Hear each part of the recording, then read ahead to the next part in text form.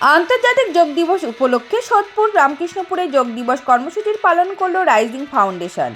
সেবা, শিক্ষা, ক্রিয়া ও সাংস্কৃতিক কর্মকাণ্ডের সঙ্গে যুক্ত এই রাইজিং ফাউন্ডেশন রামকৃষ্ণপুর মন্দির প্রাঙ্গণে আয়োজিত হয় যোগব্যায়াম, প্রাণায়াম এবং স্বাস্থ্য বিষয়ক সচেতনামূলক আলোচনা। এখানে বিভিন্ন বয়সের মানুষ অংশগ্রহণ করেছিলেন। সংস্থার পক্ষ থেকে জানানো হয়, নিয়মিত যোগচর্চা শরীর ও মনকে সুস্থ রাখতে গুরুত্বপূর্ণ ভূমিকা পালন করে। সেই বার্তা পৌঁছে দিতেই আন্তর্জাতিক যোগ দিবস উপলক্ষে এই বিশেষ অনুষ্ঠানের আয়োজন করা হয়েছে।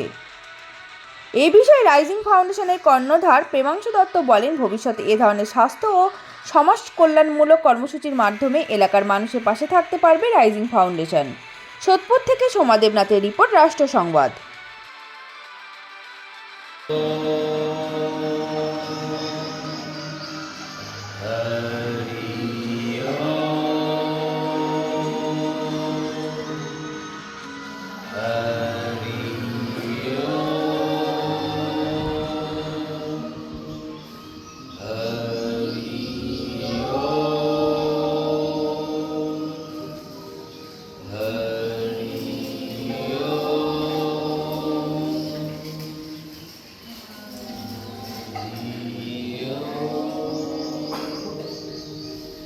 দুটো পা ছেড়ে পুরো শরীরকে শিথিল করে যে যার জায়গায় শুয়ে পড়ো, কারণ যোগাসনের পরে রিল্যাক্সের দরকার হয়।